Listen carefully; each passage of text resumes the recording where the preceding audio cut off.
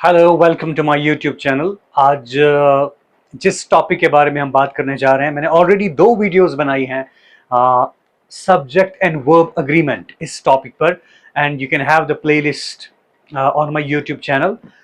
आज तीसरी वीडियो मैं इसी टॉपिक पर बना रहा हूं आपके लिए। कुछ डिफरेंट एस्पेक्ट्स, कुछ डिफरेंट पर्सपेक्टिव्स, कुछ डिफरेंट केसेस मैं आपके लिए लाया हूं। उन्हीं को हम आज डिस्कस करेंगे। सब्जेक्ट वर्ब अग्रीमेंट, जैसे मैंने आपको कहा था कि योर वर्ब जो आपके सेंटेंस में होता है, it should agree with the number and person of subject. Subject के हिसाब से वर्ब यूज होता है। If the subject is singular, you have to use a singular verb. If it is plural, you have to use a plural verb. इसके अलावा कुछ different cases होते हैं जिनको हमने डिस्कस किया ऑलरेडी दो वीडियोस में, और आज हम तीसरी वीडियोस में हम डिस्कस करने जा रहे हैं कुछ डिफरेंट केसेस। ओके, तो आज जिन सेंटेंसेस, जिन वर्ड्स को हम देखेंगे, कुछ डिफरेंट वर्ड्स हैं। जैसे मैंने यहां पर लिखा है either, neither, each, everyone, many. 5 words मैंने लिखे हैं, ठीक है।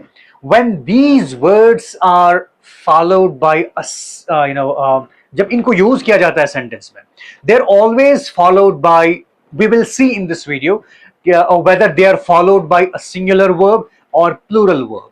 अगर singular verb इनके बाद आएगा तो क्यों आएगा, किस तरह से आएगा, अगर plural आएगा तो किस तरह से आएगा। We will discuss the same thing here in this video.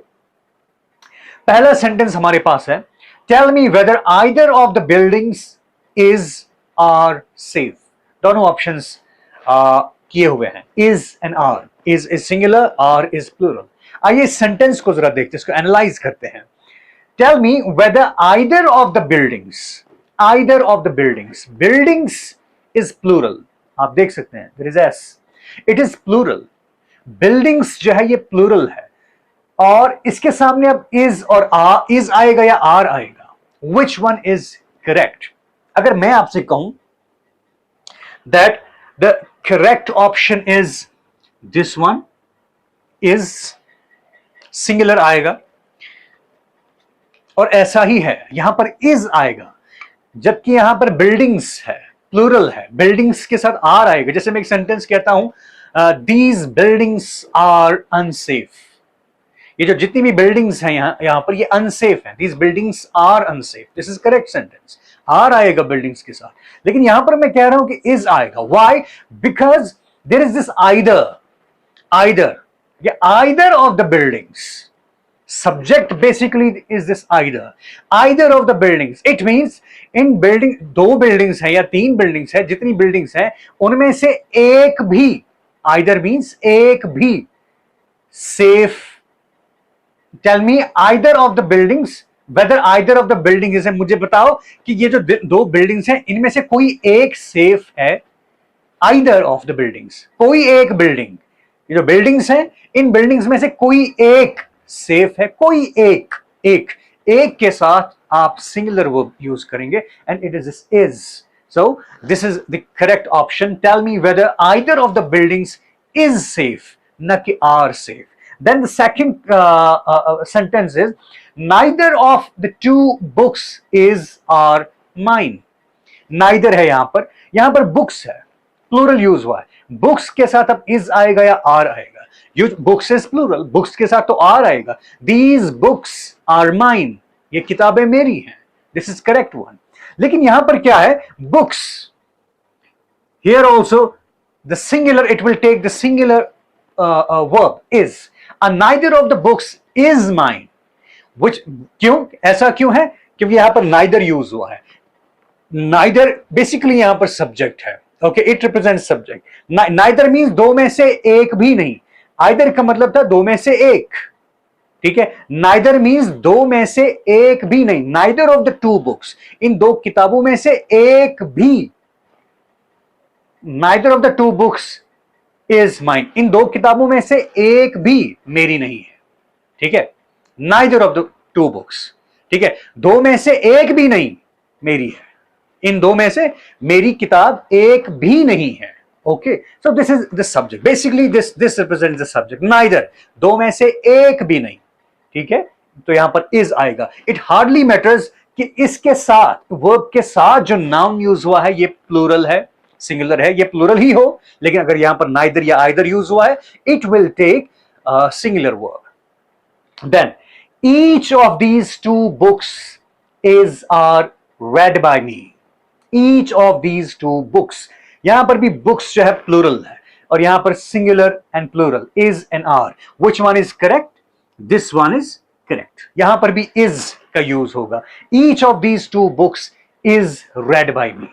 When you say each is subject here, it represents subject, or each means it refers to the individual books. अगर आपके पास दो है and when you refer to them as each means ये भी और ये भी, ठीक है, ठीक है, दोनों में से हर एक, दोनों में से हर एक, ठीक है। each of these two books, ये जो दो किताबें हैं, इनमें से ये भी और ये भी, दोनों में से हर एक, each of these two, दोनों में से हर एक मैंने पढ़ी है। these are each of these two books is read by me, ना कि are read by me। Okay, अगर खाली होता two books, these two books, आपके सामने दो बुक्स हैं और आप कहते हैं these two, आपने कहना कि ये दो किताबें मैंने पढ़ी हैं, these two books are read by me, वहां पर इज नहीं आएगा। लेकिन यहां पर हम इज क्यों कह रहे हैं? बिकॉज यहां पर ईच यूज हुआ है। Each of these two books, ठीक है, दो किताबें हैं, दो में से आप दोनों को इंडिविजुअली रेफर कर रहे हैं, ठीक है, ठीक है, इनमें से हर एक मैंने पढ़ी है। ओके, देन अगेन, अब ये तो ऑक्सिलरी हेल्पिंग वर्ब है। यहां पर एक सेंटेंस है, each of these two students, यहां पर भी स्टूडेंट्स प्लूरल है। अब खाली यहां पर इनके बाद ऑक्सिलरी वर्ब्स, हेल्पिंग वर्ब्स, खाली ऐसा नहीं हो सकता कि ये आएंगे, ठीक है, मेन वर्ब भी आ सकता है। तो मेन वर्ब भी हर किसी केस में मेन वर्ब भी हो सकता है, ठीक है, तो उसमें भी आपने देखना है सिंगुलर एंड प्लूरल। मैंने पहली वीडियोस में भी बताया है कि वर्ब के साथ जब एस यूज होगा या ई एस यूज होगा, इट बिकम्स सिंगुलर, ठीक है, जब without S E S use होता है, इट इज प्लूरल। तो यहां पर हम कहते हैं each of these two students, students is noun, it is plural, which one will it take? Read and reads. यहां पर दो ऑप्शंस हैं, और मैंने आपको कहा है कि प्रेजेंट इंडेफिनिट में जब थर्ड पर्सन सिंगुलर आपका सब्जेक्ट होता है, ही हो, शी हो, इट हो, समबडीज नेम हो, तो उसके साथ जो वर्ब आएगा इट विल टेक एस और E S. Same cases here. यहां पर करेक्ट ऑप्शन क्या है? This one is correct option. Each of these two students reads well. ये जो दो स्टूडेंट्स हैं, इनमें से, दोनों में से ये भी और ये भी, हर एक अच्छा पढ़ता है, हर एक अच्छा पढ़ता है। यहां पर आप इंडिविजुअली रेफर कर रहे हैं, दैट इज व्हाई यहां पर सिंगुलर वर्ब आएगा, रीड्स, ना कि रीड आएगा। Okay, then every one of them, यहां पर अब एवरी वन है, एवरी वन, हर एक, every one of them is are fine, which one is correct? Again here is, every one of them is, यहां पर एवरी वन है, हर एक, ऐसा लगता है कि प्लूरल है, यहां पर आप हर एक के लिए बात कर रहे हो। देम प्लूरल है but singular verb. Why? Everyone का मतलब आप कलेक्टिवली हर किसी की बात नहीं करते हैं, आप इंडिविजुअली बात कर रहे हैं, ठीक है। एवरीवन, इनमें से हर एक, every one of them means उनमें से हर एक इज फाइन, हर एक ठीक है, ठीक है, ओके। या अगर खाली एवरीवन होगा, एवरीवन, तब भी एवरीवन इज फाइन, ना कि everyone are fine. Then we have many a, एक डिफरेंट कंस्ट्रक्शन है, एक डिफरेंट स्ट्रक्चर है। many a, many के साथ जब a यूज होता है, ओके, many a man, यहां सिंगुलर है, many a man does do not know it, यहां पर भी मेन वर्ब यूज हुआ है, does and do, okay. does singular के साथ यूज होता है, do मोस्टली प्लूरल के साथ यूज होता है, एंड फर्स्ट पर्सन के साथ भी do यूज होता है, but does third person singular के साथ हम यूज करते हैं, सिंगुलर के साथ यूज करते हैं, it will take does। many a man does not know it, many a है। अगर आप खाली many यूज करते हैं, many men, many men, फिर many के साथ प्लूरल क्या नाम है, नाउन आएगा, it will take plural verb also, ठीक है। many books, खाली many अगर है, many books are burned, बहुत सारी किताबें जल चुकी हैं, ठीक है। many men, ठीक है, many boys are there, ठीक है, प्लूरल है। लेकिन जब many a का यूज आप करते हैं, many a man, यहां singular noun, then verb be singular आएगा does. Okay, then we have everybody, sorry every boy and every girl were appreciated. What is this? जब आपके पास दो nouns they are qualified by the words every या each भी, ठीक है. Every boy and every girl, दो nouns हैं यहां पर, boy and girl, दोनों singular हैं, and they're joined by and. मैंने आपको पहले एक वीडियो में कहा था कि जब when two nouns are joined by and it will take plural verb. इसके साथ plural verb आता है. लेकिन यहां पर जब ये जो दो नाउन्स उनको क्वालिफाई किया जाता है एवरी से, दोनों को, एवरी बॉय, बॉय भी नाउन है, गर्ल भी नाउन है, यहां पर एवरी इसको क्वालिफाई करता है, यहां पर एवरी गर्ल को क्वालिफाई करता है. Every boy and they are joined by and, every boy and every girl were appreciated. क्या आएगा? Which one? It will take singular, यहां पर भी वॉज आएगा. Every boy and every girl was appreciated.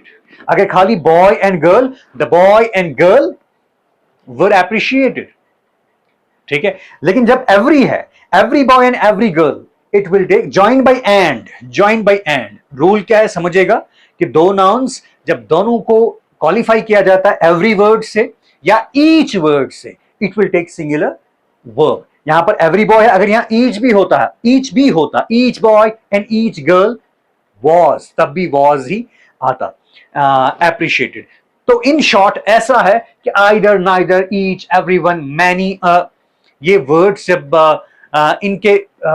इनके बाद जो वर्ब आएगा वो हमेशा सिंगुलर वर्ब आएगा. Okay, it was all about this particular thing. ये तीसरी वीडियो आई थी सब्जेक्ट वर्ब अग्रीमेंट के बारे में. और आई अगेन रिक्वेस्ट यू कि अभी तक जिसने मेरा चैनल सब्सक्राइब नहीं किया है, do subscribe my channel for more videos, more such interesting videos. Thank you very much.